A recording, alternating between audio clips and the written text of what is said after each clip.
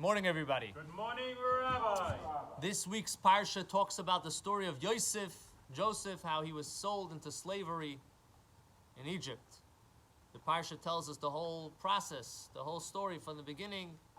And when we're reading this story, if a person pays attention, you could come to say that really, this is really the story of the Jewish people.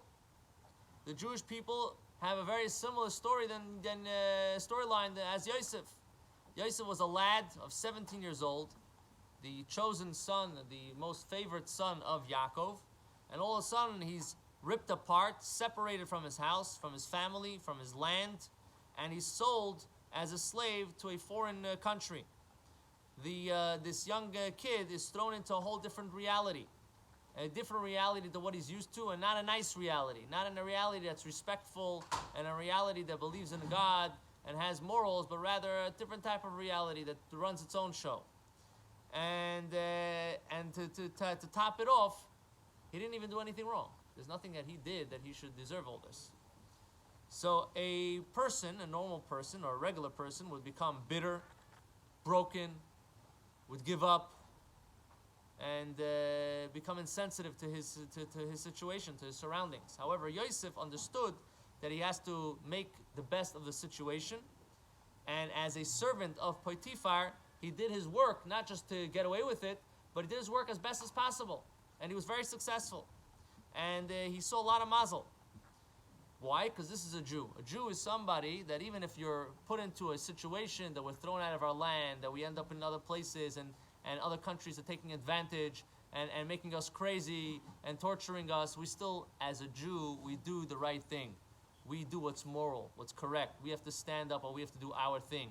You can't give in to society. You can't give in to whatever's going around you. You have to do your part. And how did his master pay him back? His master, when someone wanted him to do something wrong, and he was trying to be faithful to his master ended up throwing him into jail. And again, Yosef did not give up, and he did his best part. Why? Because this is a Jew, that even if somebody is doing negative to you, you have to still do the right thing. You still have to do the right thing, even though this... Why? What is it? Where do we see this? Because this man, his own master that threw him into jail, ended up in jail with him. And he sees one day that he has a sour face, that he's depressed, he's tired, he's calm, melancholy, doesn't know what's going on.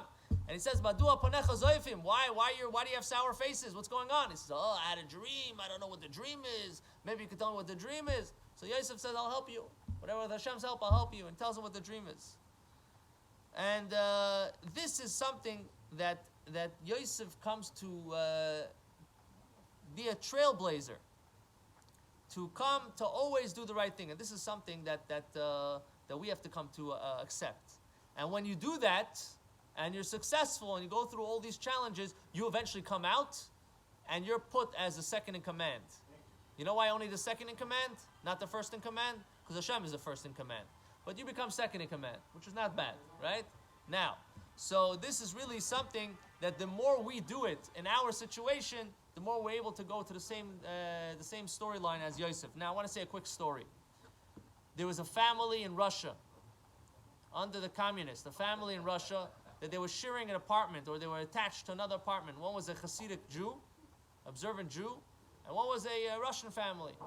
And the Russian family, the parents were not home most of the time. And for whatever reason, whether the person, the father was a drunk, or whatever it was. And the Hasidic family kind of adopted this kid. They adopted this kid into their family. They gave him food, Friday nights and Shabbos and extra suppers. The father played with him chess a little bit. He taught him how to he was into boxing. He taught him how to box a little bit. He encouraged him and he helped him. They kind of adopted him. They did the right thing. They could have, you said, we know you from somewhere. Everybody's having a challenging time now. It's hard to get food. It's hard to get money. It's hard to... Why do we need an extra person in their house? He's a total different, he's a stranger to us. But they took him in. They accepted him. And they gave him whatever they can. This is the avodah of Yosef. Now what happens is, this kid ended up being Putin. And because of that, Putin is very, very, very charitable in the sense He's very open and very supportive of the Jews in Russia because he sees what a Jew really is. So this is in a sense bringing Mashiach in your life. You could be one simple person doing one simple act, but you're Yosef. You're coming to bring up a whole country. You're going to be taken out and you're going to give supply to the whole country. What this Jew did, he supplied a whole country. He gave this kid a house, warmth, love, and this man is giving back now to Judaism, to the whole country. So Hashem should help, we should be inspired. We should recognize that this is a real storyline. This is a real concept that we have to apply ourselves to. We have to be proud of it. We have to encourage each other to do this. And we should be zeicha to the ultimate coming of Mashiach. Amen.